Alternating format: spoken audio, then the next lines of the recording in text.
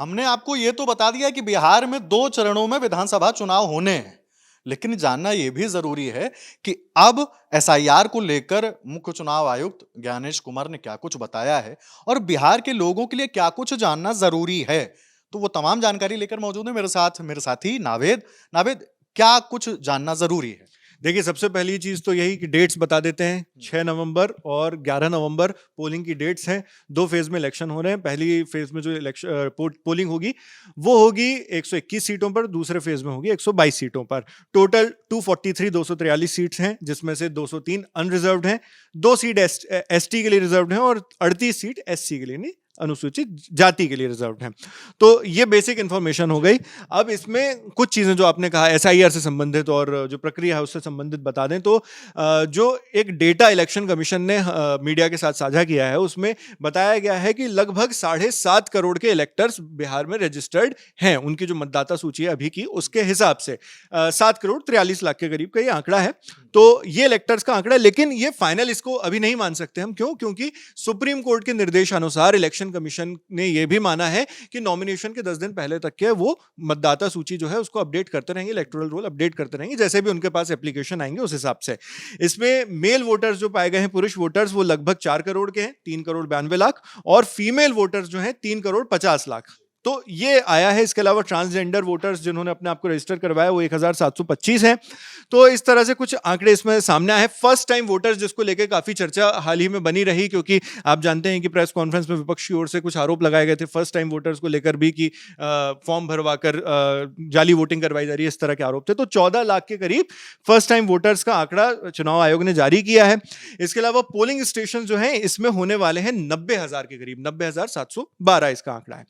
Urban इसमें यानी शहरी जो पोलिंग स्टेशन है वो 13,911 होंगे, और रूरल इससे कई गुना ज्यादा होंगे, वो 76,801 होंगे। जी, तो इतने पोलिंग स्टेशंस हैं। बाकी कुछ उसमें इंटरेस्टिंग फैक्ट्स उन्होंने जारी किए हैं। कहा है कि पोलिंग स्टेशन में टॉयलेट की व्यवस्था होगी, रैंप की व्यवस्था होगी ताकि व्हील चेयर्स का इस्तेमाल किया जा सके, पोल वॉलंटियर्स होंगे, सफिशिएंट लाइट वहां पे मुहैया करवाई जाएगी, पीने का पानी होगा।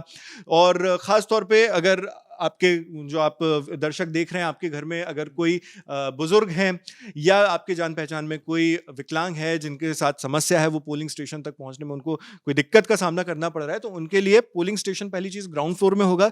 दूसरी चीज, प्रॉपर रैंप दिए जाएंगे ताकि व्हील चेयर जैसी चीजें, या बुजुर्गों को चलने में सीढ़ियों में दिक्कत होती है तो वो चल सकें। लेकिन अगर उसके बावजूद आप वहां जाकर वोट नहीं दिलवा सकते उनसे, तो इसके लिए एक स्पेशल व्यवस्था भी है जो चुनाव आयोग ने दी है। फॉर्म जो है 12D इसके लिए जारी किया गया है।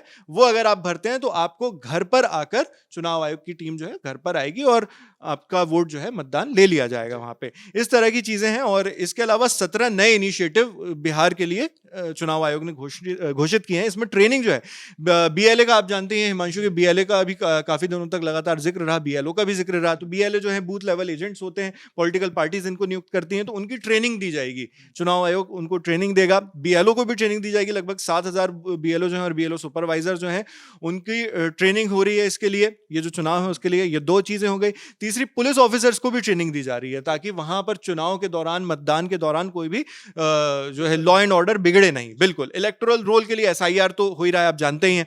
इसके अलावा सुपरवाइजिंग भी इसकी प्रॉपर की जा रही है। सीएपीएफ को मॉनिटर के लिए लगाया जा रहा है, बीएलओस को लगाया जा रहा है मॉनिटरिंग के लिए। और एपिक नंबर जो है, जो वोटर आईडी में आपका नंबर होता है, वो जल्दी से जल्दी चला जाए, 15 दिनों के अंदर चला जाए। इसके लिए एक प्रोसेस की जा रही, fast delivery. Photo ID card BLO को इशू किए जाने वाले हैं। ये कुछ महीनों पहले ही इसका घोषणा कर दी गई थी चुनाव आयोग के द्वारा कि बीएलओ को फोटो आईडी कार्ड मिलेगी, इसके पहले नहीं होती थी। तो वो भी इस चुनाव से 7वां इनिशिएटिव जो ये लागू हो जाएगा। इसके बाद जो मोबाइल डिपॉजिट फैसिलिटी है पोलिंग स्टेशन की, तो वहां पर भी जो काउंटर्स लगाए जाएंगे और पोलिंग स्टेशन के बाहर ये रहेंगे ताकि मोबाइल आप अपना वहां पर जमा करके अंदर वोटिंग के लिए जा सके। मोबाइल आपको घर पर छोड़ के जाने की जरूरत नहीं है। वोटर इंफॉर्मेशन स्लिप भी जो होती है वीआईएस, उसमें भी ज्यादा डिटेल बनेगी, उसमें सीरियल नंबर रहेंगे, पार्ट नंबर रहेंगे, ताकि अच्छे से और मतलब उसको बड़े अक्षरों में ऊपर लिखा दिया जाएगा ताकि वोटर्स का वेरिफिकेशन अच्छे से हो सके, जल्दी हो सके। डिजिटल प्लेटफॉर्म भी इसके लिए जारी की गए हैं। ईसीआई नेट ऐप जो है वो हर 2 घंटे में अपडेट होता रहेगा पोलिंग डे पे कि किस तरह का वोटिंग हो रही है, मतदान हो रही है, वो सारा डेटा आता रहेगा इसमें। 11वां जो है इसमें 1200 वोटर्स की लिमिट है हर पोलिंग स्टेशन में, ये है ताकि क्राउड ना हो वहां पर ज्यादा। 12वां इसका जो है उसमें ये कहा गया है कि कैंडिडेट बूथ जो है वो वहां पर सिर्फ 100 मीटर में अलाउड रहेंगे, कि मतलब जो भी कैंडिडेट्स हैं वो वहां पे 100 मीटर से ज्यादा अंदर ना जा पाए जहां पे पोलिंग स्टेशन मौजूद है जी, ताकि प्रभावित ना हो। वेब कास्टिंग होती रहेगी पोलिंग स्टेशंस की, ताकि मॉनिटरिंग निगरानी की जा सके कहीं कुछ गड़बड़ तो नहीं हो रही है। इसके अलावा बैलेट पेपर जो है, ईवीएम बैलेट पेपर की रिवाइज गाइडलाइंस इसमें लाई गई हैं। ईवीएम जो है उनमें कलर फोटोग्राफ रहेंगी कैंडिडेट्स की, और ये पहली बार होने वाला है। अदरवाइज ईवीएम जो होती थी उनमें ब्लैक एंड व्हाइट फोटो होती थी, आप जानते ही हैं। और काउंटिंग को लेकर जो आखिरी 3 बचे हैं इनिशिएटिव्स, वो मैं बता दूं कि वीवीपैट जो है उसको काउंट जो है मिसमैच अगर होते हैं वीवीपैट स्लिप से तो उसको मैंडेटरी कर दिया गया है ना। हर केस में जो है मिसमैच अगर होता है तो फॉर्म 17C और ईवीएम डेटा जो है उसको चेक किया जा सकेगा। इरेज्ड अगर कुछ होता है कि इस तरह की कोई मतलब डिस्प्यूट आता है तो उसके लिए है ये। और काउंटिंग पोस्टल बैलेट जो है, पोस्टल बैलेट्स के लिए भी प्रोसेस उन्होंने अपनी बेहतर की है। और लास्ट में जो 17वां इसका है वो है डिजिटल इंडेक्स कार्ड्स और उसकी रिपोर्ट्स। तो टेक्नोलॉजी का इस्तेमाल किया जाएगा इसके लिए, जो रिपोर्ट्स बनाने होंगे उनको इंडेक्स बनाने होंगे सारे स्टेक होल्डर्स को, ताकि सही तरह से डेटा पहुंचे, जानकारी पहुंचे।